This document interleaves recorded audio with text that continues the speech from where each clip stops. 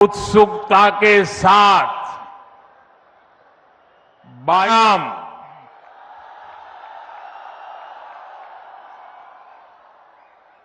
आज पूरी दुनिया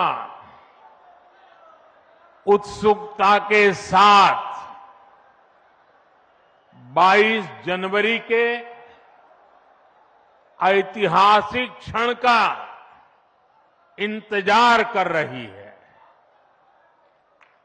ऐसे में अयोध्या वासियों में ये उत्साह, ये उमंग बहुत स्वाभाविक है। भारत की मिट्टी के कण कण और भारत के जन जन का मैं पुजारी हूं और मैं भी आपकी तरह उतना ही उत्सुक हूं। हम सभी का ये उत्साह, ये उमंग थोड़ी देर पहले अयोध्या की सड़कों पर भी पूरी तरह नजर आ रहा था। ऐसा लगता था कि पूरी अयोध्या नगरी ही सड़क पर उतर आई हो। इस प्यार, इस आशीर्वाद के लिए मैं आप सभी का हृदय से आभार व्यक्त करता हूं। मेरे साथ बोलिए, सियावर रामचंद्र की, सियावर रामचंद्र की, सियावर रामचंद्र की। उत्तर प्रदेश की गवर्नर आनंदीबेन पटेल, यहां के लोकप्रिय मुख्यमंत्री योगी आदित्यनाथ जी, मंत्रिमंडल में मेरे सहयोगी ज्योतिरादित्य जी, अश्विनी वैष्णव जी, बीके सिंह जी, उत्तर प्रदेश के deputy CM Keshav Prasad Maurya ji, Brajesh Pathak ji, UP सरकार के अन्य मंत्रीगण, सभी सांसद और विधायकगण और विशाल संख्या में आए मेरे परिवारजनों, देश के इतिहास में 30 दिसंबर की यह तारीख बहुत ही ऐतिहासिक रही है। आज के ही दिन 1943 में नेताजी सुभाष चंद्र बोस ने अंडमान में झंडा फहराकर भारत की आजादी का जयघोष किया था। आजादी के आंदोलन से जुड़े ऐसे पावन दिवस पर आज हम आजादी के अमृत काल के संकल्प को आगे बढ़ा रहे हैं। आज विकसित भारत के निर्माण को गति देने के अभियान को अयोध्या नगरी से नई ऊर्जा मिल रही है। आज यहां 15,000 करोड़ रुपए से अधिक के विकास कार्यों का शिलान्यास और लोकार्पण हुआ है। इंफ्रास्ट्रक्चर से जुड़े ये काम आधुनिक अयोध्या को देश के नक्शे पर फिर से गौरव के साथ स्थापित करेंगे। कोरोना जैसी वैश्विक महामारी के बीच ये कार्य अयोध्या वासियों के अथक परिश्रम का परिणाम है। मैं सभी अयोध्या वासियों को इन परियोजनाओं के लिए अनेक अनेक बधाई देता हूं।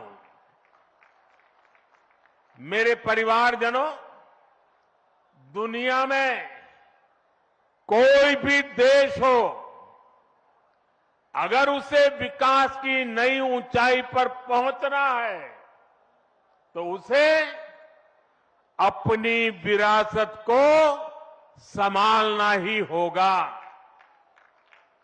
हमारी विरासत हमें प्रेरणा देती है, हमें सही मार्ग दिखाती है। इसलिए आज का भारत पुरातन और नूतन दोनों को आत्मसात करते हुए आगे बढ़ रहा है। एक समय था जब यही अयोध्या में रामलला टेंट में विराजमान थे। आज पक्का घर सिर्फ रामलला को ही नहीं, बल्कि पक्का घर देश के 4 करोड़ गरीबों को भी मिला है।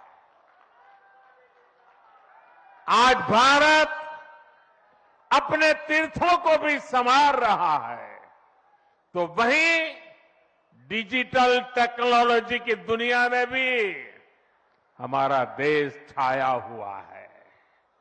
आज भारत काशी विश्वनाथ धाम के पुनर्निर्माण के साथ ही देश में 30,000 से ज्यादा पंचायत भवन भी बनवा रहा है। आज देश में सिर्फ केदार धाम का पुनरुद्धार ही नहीं हुआ है, बल्कि 315 से ज्यादा नए मेडिकल कॉलेज भी बने हैं। आज देश में महाकाल महालोक का निर्माण ही नहीं हुआ है, बल्कि हर घर जल पहुंचाने के लिए पानी की 2 लाख से ज्यादा टंकियां भी बनवाई है। हम चांद, सूरज और समुद्र की गहराइयों के भी नाप रहे हैं, तो अपनी पौराणिक मूर्तियों को भी रिकॉर्ड संख्या में भारत वापस ला रहे हैं। आज के भारत का मिजाज यहां अयोध्या में स्पष्ट दिखता है। आज यहां प्रगति का उत्सव है, तो कुछ दिन बाद यहां परंपरा का उत्सव भी होगा। आज यहां विकास की भव्यता दिख रही है, तो कुछ दिनों बाद यहां विरासत की भव्यता और दिव्यता दिखने वाली है। यही तो भारत है। विकास और विरासत की यही साझा ताकत भारत को 21वीं सदी में सबसे आगे ले जाएगी। मेरे परिवारजनों, प्राचीन काल में अयोध्या नगरी कैसी थी, इसका वर्णन खुद महर्षि वाल्मीकि जी ने विस्तार से किया है। उन्होंने लिखा है, कोसलो नाम मुदितः स्फीतो जनपदो महान निविष्ट सरयू तीरे प्रभुत धन धान्यवान। अर्थात वाल्मीकि जी बताते हैं कि महान अयोध्यापुरी धन धान्य से परिपूर्ण थी, समृद्धि के शिखर पर थी और आनंद से भरी हुई थी।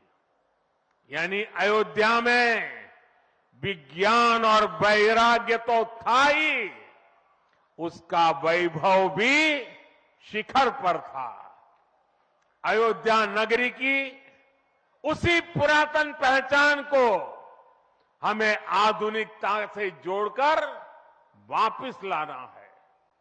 साथियों, आने वाले समय में अयोध्या नगरी अवध क्षेत्र ही नहीं, बल्कि पूरे यूपी के विकास को ये हमारी अयोध्या दिशा देने वाली है।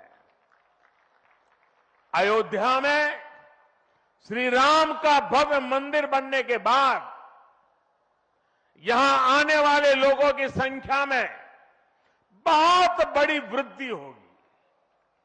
इसे ध्यान में रखते हुए हमारी सरकार अयोध्या में हजारों करोड़ रुपयों के विकास कार्य करा रही है, अयोध्या को स्मार्ट बना रही है। आज अयोध्या में सड़कों का चौड़ीकरण हो रहा है, नए फुटपाथ बन रहे हैं, आज अयोध्या में नए फ्लाईओवर बन रहे हैं, नए पुल बन रहे हैं। अयोध्या को आसपास के जिलों से जोड़ने के लिए भी यातायात के साधनों को सुधारा जा रहा है।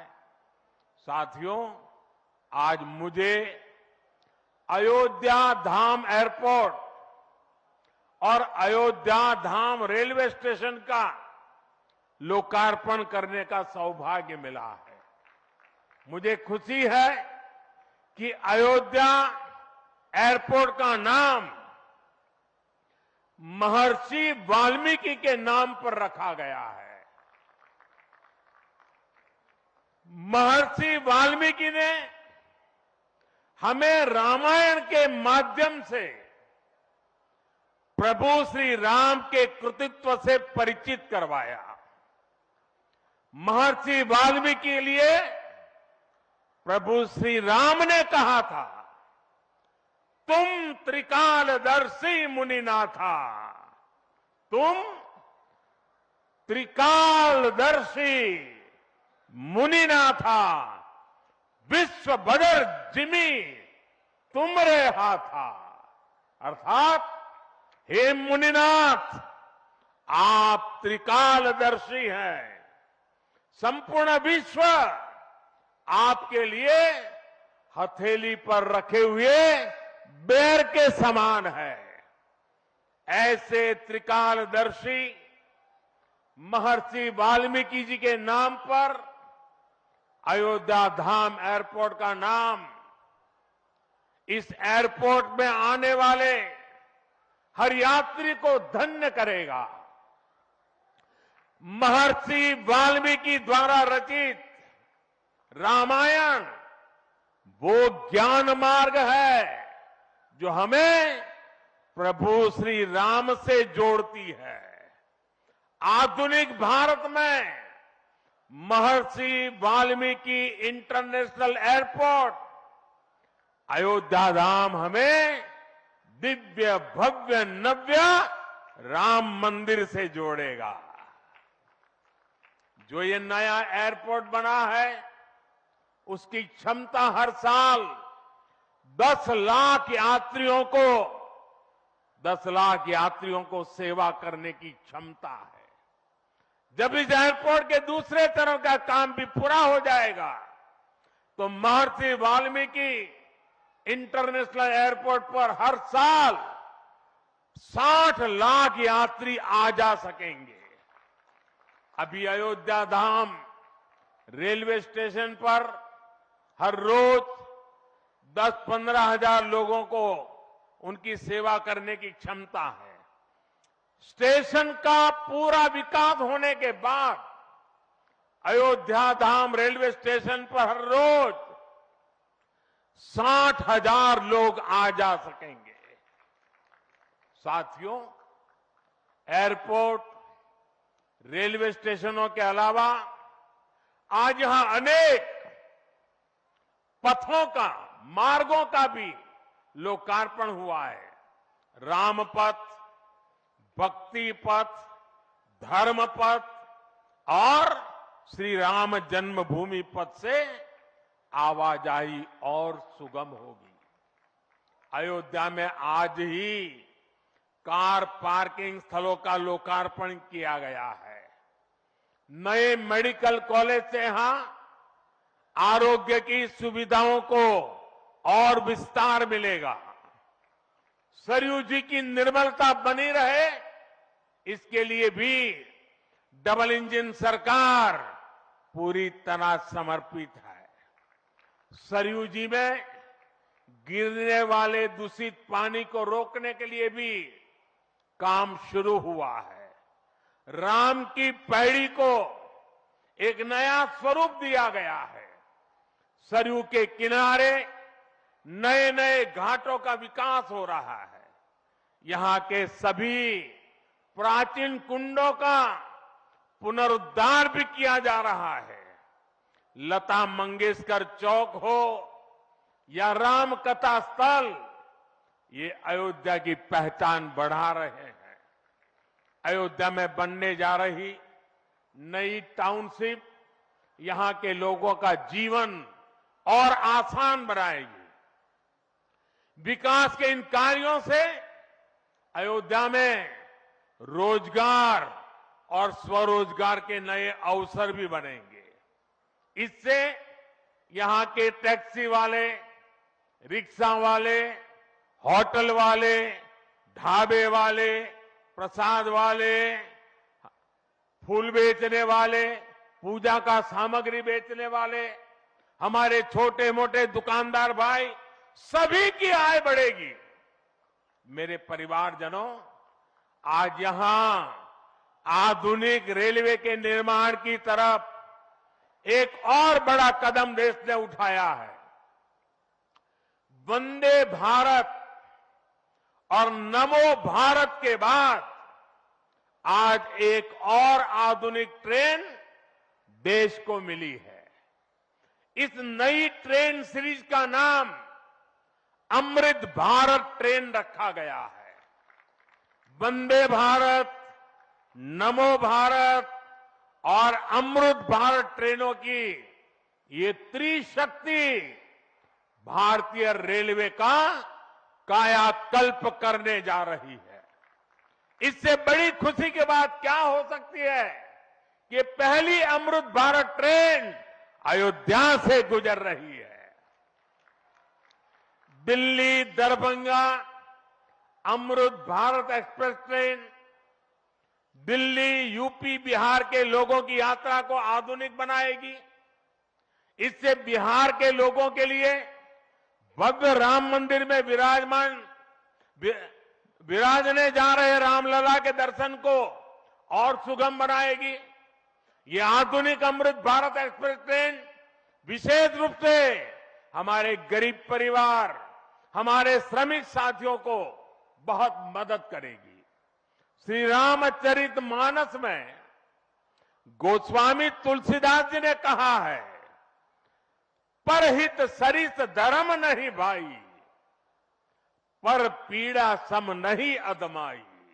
अर्थात दूसरों की सेवा करने से बड़ा और कोई धर्म, कोई और कर्तव्य नहीं है। आधुनिक अमृत भारत ट्रेनें गरीब की सेवा इसी भावना से ही शुरू की गई है। जो लोग अपने काम के कारण अक्सर लंबी दूरी का सफर करते हैं, जिनकी उतनी आमदनी नहीं है, वे भी आधुनिक सुविधाओं और आरामदायक सफर के हकदार हैं। गरीब के जीवन की भी गरिमा है। इसी ध्येय के साथ इन ट्रेनों को डिजाइन किया गया है।